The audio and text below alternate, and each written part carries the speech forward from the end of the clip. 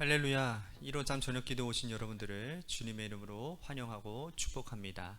오늘 이 저녁 시간에도 우리들이 믿음을 주님 앞에 구하며 믿음 안에 구하는 모든 기도 제목 가운데 하나님의 인도하심과 신실하신 은혜를 경험하는 귀한 시간이 되었으면 좋겠습니다.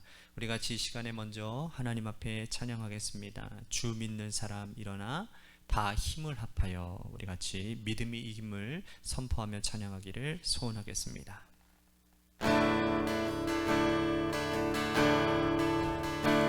주 믿는 사람 일어나 다 힘을 합하여 이 세상 모든 마귀를 다 쳐서며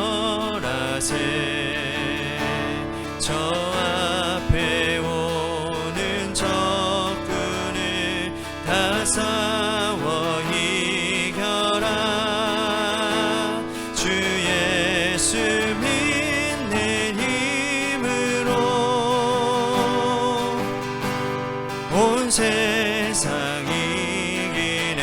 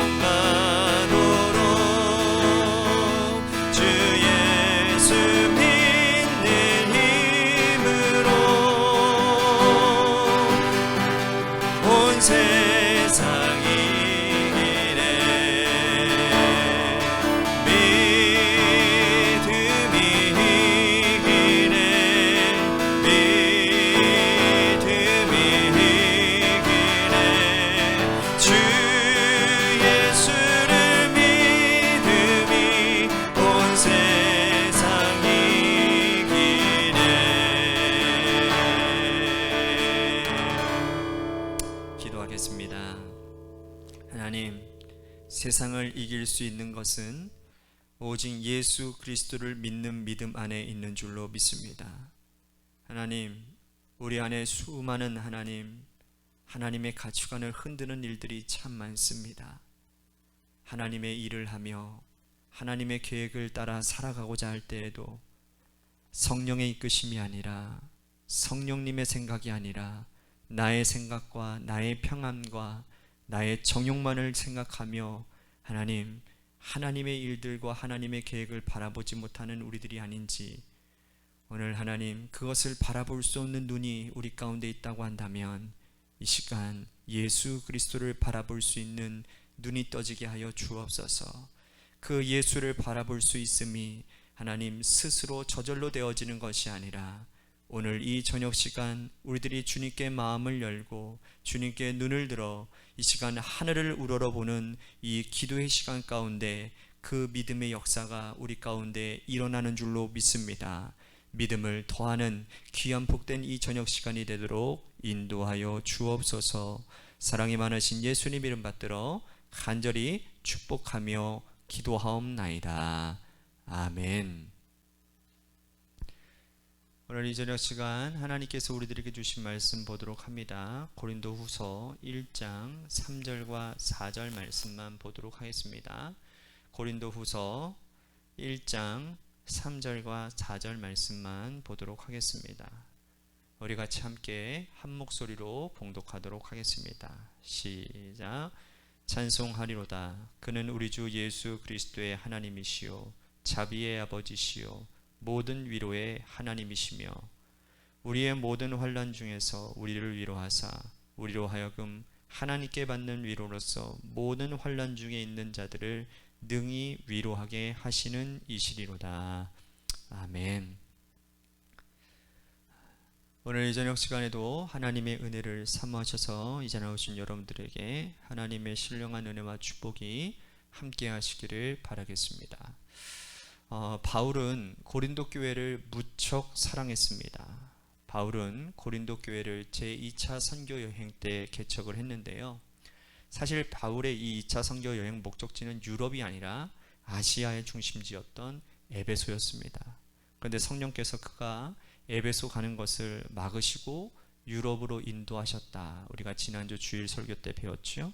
그래서 성령의 음성에 순종했고 유럽으로 발걸음을 돌립니다. 마게도니아 지역을 지나가 아가야로 향하죠. 아가야 지역에서 처음 만난 곳이 바로 아테네였습니다. 아테네는 그는 그의 철저한 실패를 경험했던 장소입니다. 그리고 나서 고린도에 가서 이제는 복음에 굳게 서서 하나님 말씀만 전도에 미련한 것으로 하나님의 능력을 전하겠다고 결단합니다. 그 결단에 하나님께서는 성령의 기름을 부어주셨죠. 그는 고린도에서 복음 전도의 드림팀을 만납니다. 브리스길라와 아굴라를 만났고 디모데와 실라와 함께 마음이 잘 맞는 분들과 함께 고린도 사역을 시작합니다. 고린도에서 1년 6개월 동안 머물지요. 그곳에서 교회가 성장했고 교회 성장과 함께 그는 복음의 깊은 진수를 맛보게 됩니다. 그리고 그는 고린도 교회를 떠나 다른 곳으로 복음 사역을 다시 옮겨갑니다. 그런데 다른 지역에서 들었던 고린도 교회의 소식은 가슴 아픈 소식이었지요. 우리들이 이전에 살펴보았던 고린도전서에서 있던 일들이지요. 그래서 그 심각한 문제를 듣고는 고린도 교회에 편지를 보냅니다. 고린도에 보낸 편지, 첫 번째 편지였는데 그 편지는 현재 남아있지 않아요. 첫 번째 편지를 보냈지만 그 편지로서 고린도 교회의 문제가 해결되어지지 않았습니다. 그래서 그는 두 번째 편지를 보내는데 그 편지가 우리가 이전에 보았던 고린도 전서예요. 두 번째 편지를 보내고 난 이후에 그에게 또 다른 이상한 소식이 들렸습니다. 어떤 사람들이 고린도 교회에 가서 바울의 사도성을 의심할 만한 말을 들려주었는데 그들의 이야기를 들은 고린도 교회 성도들이 바울의 사도성을 의심하기 시작했다라는 거예요. 바울은 원래 예수님의 제자들과 함께 다닌 적이 없기 때문에 바울이 전하는 복음은 가짜요. 그는 사도가 아니라는 말에 이 고린도 교회 성도들이 흔들린 것이죠. 그리고 바울은 이방인 교회에 복음을 전하면서 할례받지 않아도 된다 말했는데 유대에서 온 사람들이 할례받지 않는다라는 것을 그것을 빌미로 삼아서 거짓 선지자다라고 얘기를 합니다. 이 때문에 고린도 교회에 아주 큰 풍파와 분란이 일어났다라는 거예요.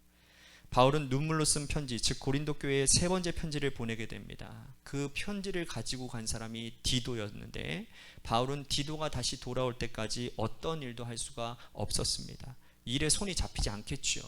고린도 교회 성도들이 믿음 안에서 떨어질까 염려했기 때문입니다. 다행히도 디도가 좋은 소식을 가지고 돌아왔어요. 바울의 진심을 고린도 교회 성도들이 받아주었고 알아주었고 그들 가운데 있었던 오해가 상당 부분 해소되었다라는 소식을 가져오게 됩니다. 그런데 안타깝게도 바울이 눈물로 쓴 이 세 번째 편지는 지금 남아있지 않습니다. 바울이 디도에게서부터 온 깊은 소식을 듣고 다시 용기를 내고 자신감을 가지고 쓴 편지가 오늘 우리가 읽는 고린도 후서입니다. 그래서 바울은 고린도라고 하는 한 지역, 한 교회에 편지를 4번이나 써 보낼 정도로 그는 고린도 교회를 극진히 아끼고 사랑했다라는 거예요. 오늘 읽은 1장에서는 또 그가 고린도 교회 성도들에게 해명하는 장면이 나옵니다. 그는 사실 고린도 교회에 방문하려는 계획을 2번이나 가지고 있었는데 가겠다고 말까지 해두었는데 사정이 여의치 않아 고린도 교회를 방문하지 못했습니다. 그 때문에 성도들은 또다시 바울을 의심하고 바울을 오해하기 시작했다는 거예요. 왜 사도가 말을 지키지 않느냐? 왜 사도가 당신 입으로 말한 것 지키지 않느냐라는 오해였습니다. 여기에 대해서 바울이 하나하나 그대로 자신의 상황을 철저하게 하나하나 잘 밝혀주고 있는 내용이라는 거예요. 자, 우리가 읽지는 않았지만 15절과 16절 말씀 보겠습니다. 우리 같이 한번 읽어볼까요? 시작. 내가 이 확신을 가지고 너희로 2번 은혜를 얻게 하기 위하여 먼저 너희에게 이르렀다가 너희를 지나 마게도냐로 갔다가 다시 마게도냐에서 너희에게 가서 너희의 도움으로 유대로 가기를 계획하였으니. 그러니까 바울은 원래 이 고린도 교회를 2번이나 방문하려고 계획했다라고 자신의 처음 계획을 밝히고 있습니다. 그런데 이렇게 계획했다 하더라도 상황이 여의치 않으면 못 갈 수도 있는 것 아니겠습니까? 지금처럼 교통편이 발달한 것도 아니고 지금처럼 안전하게 갈 수 있는 것도 아니고 가다가 어떤 문제가 만날지 어떤 상황이 만날지도 모르는 그런 긴박한 상황이 생길지도 모르는 일인데 이 고린도 교회 성도들은 바울을 오랫동안 기다렸기 때문에 그가 방문하지 않자 오해하기 시작하는 겁니다. 바울은 이렇게 자신의 마음을 표현하고 있습니다. 17절 보십시오. 이렇게 계획할 때에 어찌 경솔히 하였으리요. 혹 계획하기를 육체를 따라 계획하여 예 하면서 아니라 하는 일이 내게 있겠느냐. 그러니까 어떤 계획을 경솔히 계획한 적이 한 번도 없다라는 겁니다. 입에 붙는 말로 예라고 말하면서 뒤돌아서는 아니라 한 적이 한 번도 없다라는 거예요. 너희들이 그렇게 오해할지라도 나는 그렇게 말한 적이 한 번도 없다. 계획할 때 경솔하게 한 적도 없다라고 항변하고 있습니다. 그리고 그는 자신의 진심을 하나님께서 알고 계시다라고 말하면서 하나님을 앞세워서 자신의 진심을 토로하고 있는 겁니다. 자, 23절 보십시오. 내가 내 목숨을 걸고 하나님을 불러 증언하시게 하노니 내가 다시 고린도에 가지 아니한 것은 너희를 아끼려 함이라. 그가 고린도에 못 간 것은 너희를 아끼려 함이라. 하나님이 내 마음의 증인이시다라고까지 그는 언급하고 있는 겁니다. 그렇다면 그가 진실로 고린도에 가지 아니한 이유가 무엇이겠습니까? 무엇 때문에 도대체 그가 이런 오해를 받으면서까지 못 가게 된 것일까요? 그 이유를 8절과 9절에서 설명하고 있습니다. 8절 9절 우리 같이 한번 읽어봅시다. 시작. 형제들아 우리가 아시아에서 당한 환난을 너희가 모르기를 원하지 아니하노니 힘에 겹도록 심한 고난을 당하여 살소망까지 끊어지고 우리는 우리 자신이 사형 선고를 받은 줄을 알았으니 이는 우리로 자기를 의지하지 말고 오직 죽은 자를 다시 살리시는 하나님만 의지하게 하심이라. 아시아 즉 에베소에서 그는 극심한 고통을 당하고 살소망까지 끊어졌다고 말을 합니다. 심지어 그가 말하기를 사형 선고를 당할 정도로 그는 육체의 극심한 고난과 환난을 당했지요. 이러한 내용도 사도행전에 기록되어 있지 않으나 그러나 바울이 말한 것으로 미루어 짐작해 보면 그는 육체의 심각한 병이 걸렸다라는 것 같습니다. 이러한 상황 때문에 그는 고린도에 2번이나 가겠다라고 말한 것을 지키지 못했고 그 몸으로 가면 고린도 교회 성도들에게 근심과 걱정만 되기 때문에 오히려 너희를 아끼려 함으로 내가 너희들을 방문하지 못했다라고 말하는 것입니다. 바울은 이러한 내용을 소상하게 기록해서 눈물로 쓴 편지 디도편에 보낸 편지에서 이 고린도 교회 성도들에게 충분히 설명을 했습니다. 고린도 교회 성도들은 바울의 이 내용을 받고 오해했던 것을 풀었습니다. 그래서 이제는 모든 오해가 다 풀어진 이후에 너희와 나를 위로하시는 하나님을 바울은 찬양하고 있는 겁니다. 오늘 읽은 말씀 3절 4절입니다. 찬송하리로다. 그는 우리 주 예수 그리스도의 하나님이시요 자비의 아버지시요 모든 위로의 하나님이시며 우리의 모든 환난 중에서 우리를 위로하사 우리로 하여금 하나님께 받은 위로로서 모든 환난 중에 있는 자들을 능히 위로하게 하시는 이시리로다. 사실 바울이 이렇게 적극적으로 자신과 고린도 교회의 문제를 해명하는 이유가 궁금하지 않습니까? 왜 이렇게 적극적으로 아주 소상하게 자신과 교회 사이에 있었던 오해를 해명하려고 했을까요? 바울이 이렇게 하려고 했던 이유는 사역자와 성도들 사이에 조그마한 오해라도 있으면 그것 때문에 복음 전파의 걸림돌이 되기 때문이라는 겁니다.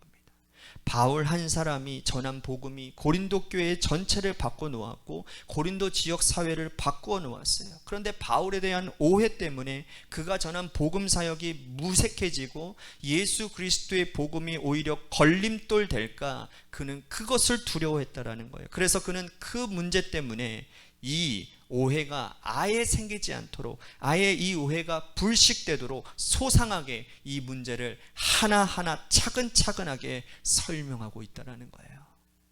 이것은 오늘 우리들에게 주는 교훈입니다. 복음을 전하는 자, 믿음을 먼저 된 자, 믿음에 먼저 된 자들은 믿음이 어린 자들과 사소한 오해라도 있으면 곤란하다라는 겁니다. 믿음이 어린 자들은 먼저 된 자들의 삶을 보고 우리의 믿음을 보고 그들의 삶의 방향을 결정하기 때문이라는 것이지요. 그들에게는 성경보다 가까운 것이 먼저 믿는 자들의 행실과 믿는 자들의 삶이라는 것이지요. 그러므로 우리는 조그마한 오해라도 불식시켜야 할 필요가 있고, 그러한 오해 자체를 받지 않도록 행동해야 될 의무가 우리 가운데 있다라는 거죠. 물질의 문제나 삶의 걸음걸이나 말이나 행동이나 모든 것이 복음 전파의 걸림돌이 될 수 있었다라는 사실을 오늘 저와 여러분들이 기억하고 오늘 이것을 가지고 우리들이 기도해야 될 것 같습니다. 또 한 가지는 뭐냐면, 우리가 이 본문을 통해서 받아야 될 교훈은 사람들의 사정이나 형편을 깊이 살피기 전에 비난하는 것을 자제해야 된다는 거예요.